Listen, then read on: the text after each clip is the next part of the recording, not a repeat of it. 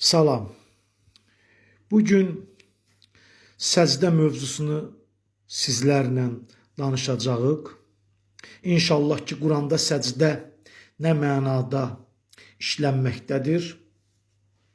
Qovulmuş şeytandan Allaha sığınıram. Özlərinə Quran oxunduqda səcdə etmirlər. Özlərinə Quran oxunduğu zaman niyə səcdə etmirlər? İnşiqaq 21-ci ayət. Baxın, biraz bu ayənin üzərində təfəkkür etməyi bacı qardaşlarımdan istəyirəm. Biraz bu ayəni düşündükdə, bax burada bizdən nə istənildi ki, Quran oxunduqda niyə səcdə etmirlər? Əgər bu səcdə ritualdırsa, yerə alnı qoymaqdırsa, Quran oxunduğu zaman sən gərək ki, vəziyyətdən, şəraitdən asılı olmayaraq Qurandan ayət eşitdikdə sən dərhal yerə uzanmalısan. Məsələn, yolun ortasında da olsun yerə uzanmalısan. İş görsən də yerə uzanmalısan. Yəni, vəziyyətdən asılı olmayaraq. Sizcə belə ola bilərmi? Bəs Quran oxunduğu zaman niyə səcdə etmirlər, nə məniyə gəlir? Bu o məniyə gəlir ki, tabi olmaq. Quran oxunduğu zaman səcdə etmirlər, tabi olmurlar. Yəni səcdə tabi olmaqdır. Düşünsək, Quranda Allah bizi dəfələrlə düşünməyə dəvət edir. Bu ayə ritual səcdənin olmadığını, səcdənin tabi olmaq, təslim olmaq olduğunu ortaya qoyan ayətlərdən biridir. Sizə Ali İmran surəsində bir ayə oxumaq istəyirəm inşallah. Ali İmran surəsi 113-cü ayə.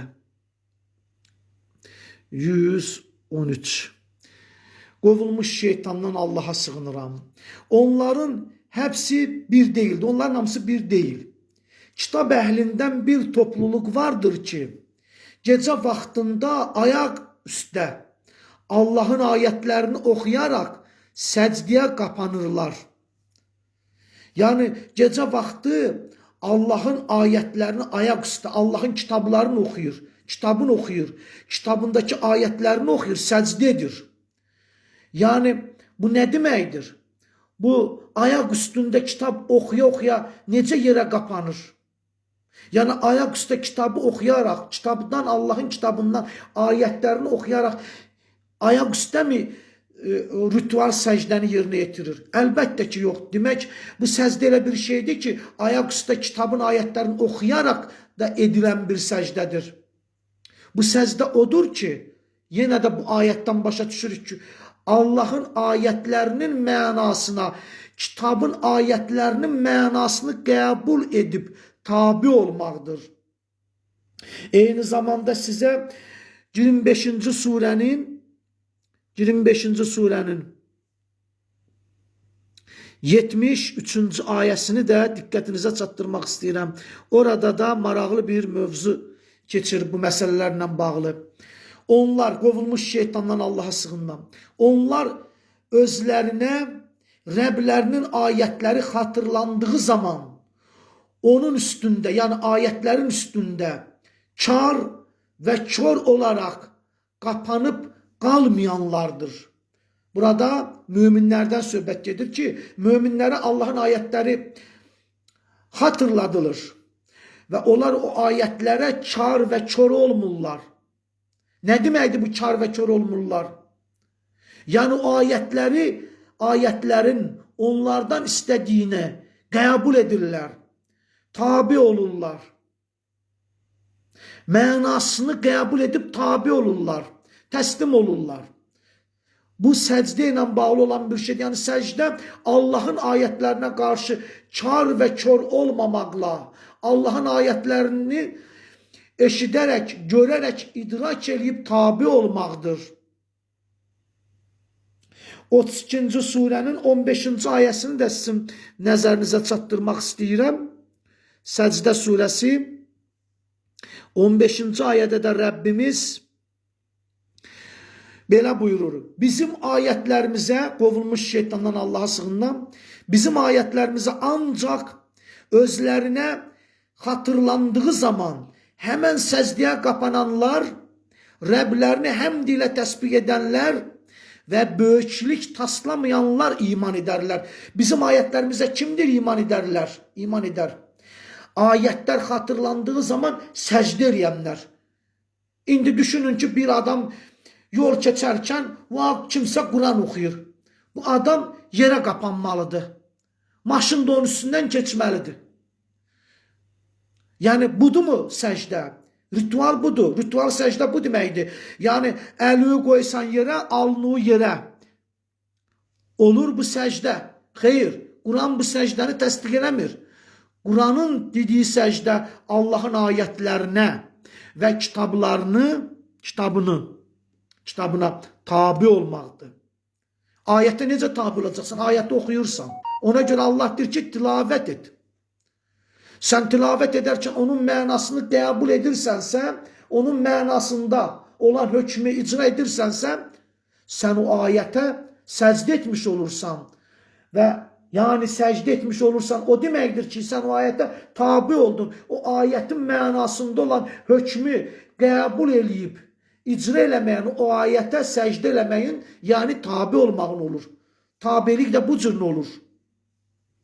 Eyni zamanda sizə bir ayəndə xatırlatmaq istəyirəm ki, Hac surəsinin, yəni 22-ci surənin 18-ci ayəsi. 18-ci ayəsi. Hac surəsi. Demək 22-ci surə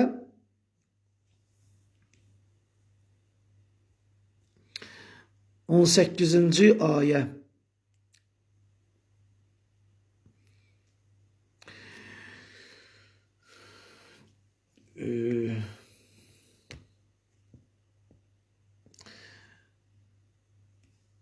Üzr istəyirəm.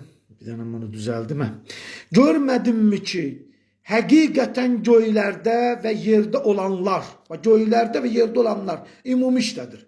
Günəş, ay, nümunə verir. Göydə məsələn, fəza zamanda günəş, ay, ulduzlar, ulduzlarda və qalaktikalar, yerdə, dünyada dağlar, ağaclar, heyvanlar, insanlardan bir çoxu Allaha səcdə etməkdədir. İndi sual verirəm, heyvanlar alınların yerə qoyur, səcdə eləyir. Dağın alnı var, ağacın alnı var, əli var. Əlini, alnını yerə qoyub, başını yerə qoyub səcdə eləyir. Və yaxud da günəşin üzü var, alnı var, boynu var, yerə qoyub səcdə eləyir.